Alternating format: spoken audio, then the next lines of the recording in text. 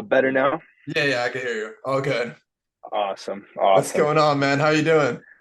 Oh man, just got out of the eye doctor, got my eye exam done, and my eyes are dilated and I can't see shit.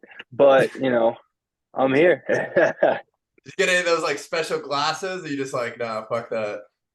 Yeah, they offered them to me, but it's not super bright out right now, and it doesn't bother me that much. Just anything like within arm's distance, it's a little bit blurry. Hell yeah. Are you still in Colorado training at Factory X? Yes, sir.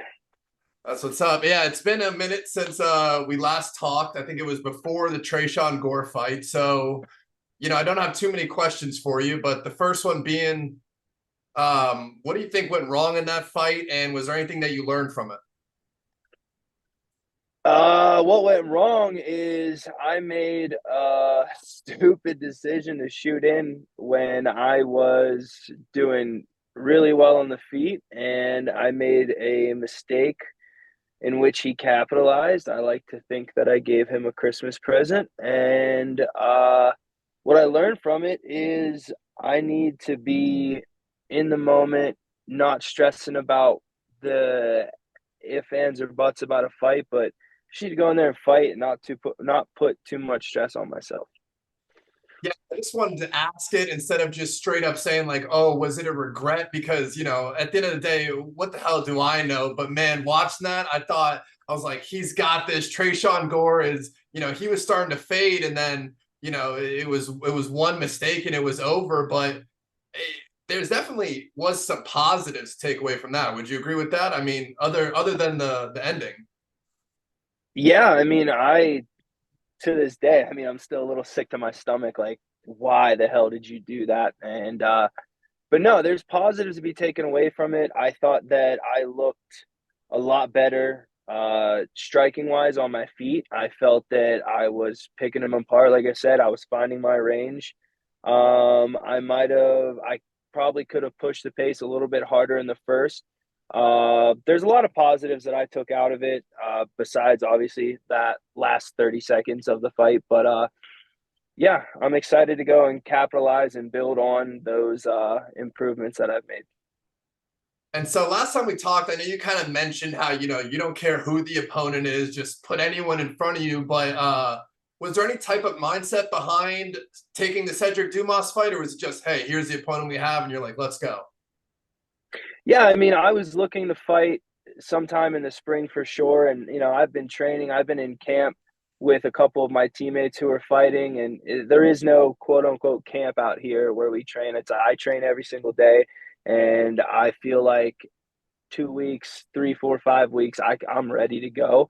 So it was a good opportunity that showed up. And, I wanted to jump on it. I wanted to get back in there and get that bad taste out of my mouth. And so Dumas, he's making his promotional debut. He's an electrifying striker, if you want to call him that. But how do you see him? Watching some film, if you did that, or just in general, when you think about him, what do you what do you think about him? He, to a lot of people, yeah, he looks like a striker. He's long, got long arms. Uh, but I see him more as a grappler. I do think that he is pretty well rounded, but I don't think that he's fought anyone to the level or caliber that I am or I have fought. So I'm excited to go out there and test him. And, that's what the UFC is doing. This is a test for him. I mean, let's not kid ourselves. If this is make or break for me, this is either win or you're out. So I think it's a good test for him. It's a good test for myself. We both have an opportunity to go out there and make a name for ourselves. Yeah, I'm glad you said it because I feel like sometimes it's kind of just thrown around the whole like, oh, if he loses, he's cut, or he might be close to getting cut. And I don't like to just like generalize it so much because, it's so much at stake for one fighter. But when you think of that type of situation, does it add motivation or does it just create more pressure for you to succeed?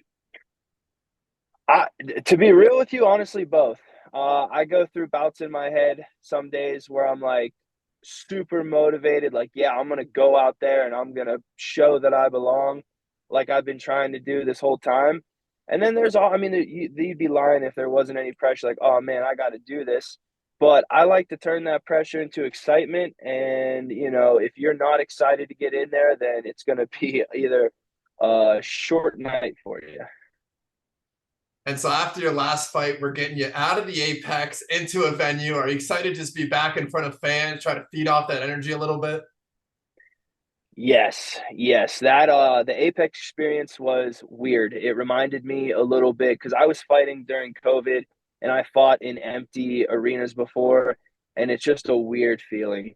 I heard every single thing that the people in the crowd were saying. But yeah, I'm excited to get back after it in front of a crowd because that energy is just amazing. You feed off of it, and it's just a crazy experience. Yeah, is there a way you could like detail that a little bit more? Just because like some fighters like say, "Oh, I love the quietness. I love to just be locked in." But like you said, like it's got to be weird to just be able to hear every single person, hear all the drunk guys, just screaming at you. It's like even walking out, not really getting that big pop or like motivation. Clearly hearing your walkout song. Yeah, I mean, I wouldn't say that it is a negative thing because, like I said, I fought in it before and I do kind of like it in a sadistic way. I like hearing the heavy breathing or hearing the shots land. But it is weird because, I'm in the UFC. I want the crowd, I want the energy, I want the music, the fans, the drunk guys. But yeah, like I can hear word for word everything that was said in my last fight. I was so tuned in to everything. Trace in front of me, my coaches, his coaches, the people talking, like I could just absorb it all. And so you don't have to answer this question if you want to, but let's say you were to lose this fight. Would that be the end of it? Or would it just be like, you know what? I'm going to get another 2 or 3 wins. And I'm getting right back in there. I don't think it would be the end of it because that's not who I am as a person. I'm not going out on a loss, especially a 3 fight skid, which I never imagined myself having a 2 fight skid. Like that never came in my mind. A 3 fight skid would absolutely destroy me in a sense, but I know who I am as a person and I would build back up.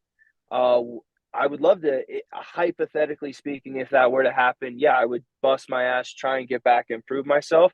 And if it doesn't happen, I'd bust my ass, get in Bellator, get in one, get in somewhere to, because I don't do this for anyone else but me. So I want to feel good at the end of the day when I hang it up. And it's not going to be coming off of a loss. Yeah, I mean, that's a great point there. There's so many options right now where it's like, the UFC, they'll get the most fans in front of you, but that's not necessarily the only way to make a lot of money in MMA right now, which is great. But physically, of course, you've improved just going in there, getting more experience. But mentally, have you noticed like yourself evolve at all? Just kind of like you said, you before joining the UFC, you were never losing and never losing twice in a row. So kind of getting that experience of like, okay, like 2 losses in a row. Now my back's against the wall. Have you seen yourself like change at all mentally? I wouldn't say change. I would say revert back, if you will. Before I even got to the UFC, man, I didn't overthink this shit. I just went out there and I fought. I took that first fight on. I took my Dana White looking for a fight on 7 days' notice. I took my UFC debut on 8 day notice, and I just went in there and scrapped. Though I wasn't in the best shape to face that type of fighter, I still showed that I got heart. I'm in here. I'm not going to be taken out easily. My second fight was supposed to be my coming out party, but I made a mental mistake that I was just upset with. Now I put too much pressure on myself the last fight. So this fight, I'm just reverting back to me. I'm going out there and we're getting in a fight. Like I'm going after school with my buddies. We're going to meet up at the park. We're gonna throw down, and that's what it's gonna be. Whatever happens, happens. I just know at the end of the day, when I get in the cage, I am going to be present and I'm going to get into a fist fight. And so, last question about the Sedriques Dumas fight. Without too many specifics, how do you see it playing out? I could see myself catching him early. I could see myself dragging him into deep water and kind of drowning him. I could see it going in many ways. Like, don't get me wrong, he looks like a really good fighter. He has skill, he has technique, But I think when it comes right down to it, man, I'm a guy fighting with nothing to lose. I'm going to go out there and leave it all out there. So I hope he's ready to do the same. Actually, I just have one more question about Dumas. Do you think this is kind of one of those fights where like every single, minute or every single big shot that he lands that you absorb, it just slowly picks away at his ego because he's one of those guys who hasn't lost. He's making his UFC debut, and I'm sure in his mind he just physically can't lose. I mean, I plan to break down his confidence every single minute, like you say. Yeah, every single second, every single minute, every time that he can't do something that he normally could do to someone else and he won't be able to do it to me, I plan on, yeah, taking his confidence with every second. All right, so final two questions I have for you. Uh, Israel Adesanya versus Alex Pereira. They're doing the rematch soon. How do you think it's going to play out? Man, that's a tough one. I really think that, and sometimes people have people's numbers, but we saw in the last fight that Izzy was close to finishing the fight.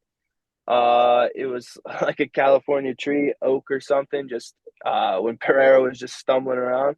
But for the storyline and for I'm a huge Izzy fan. I've always been since I was in high school and college. I want Izzy to get it done, and I hope he does get it done. All right, so last one I have for you this weekend, we have John Jones versus Cyril Gahn. Man, I'm sure you know way more than me as a fighter. There's so many factors in play here. Do you think John Jones can replicate that success at light heavyweight in this new division? Yes, I'm not gonna lie in front here. I am one of the biggest John Jones fans ever. The main guy I was watching when I was in high school. I remember him winning the title the year after I graduated, and just I've followed him. I think that he is just one of those special talents, and the way how hard he works and everything. I think he's gonna go out here and get it done and solidify himself as the GOAT. That's all I have for you today, Josh. I really appreciate your time once again. I hope for all the best on March 11th. Hey, I appreciate that, man. It was always fun shooting it with you. Have a great rest of your day. You too.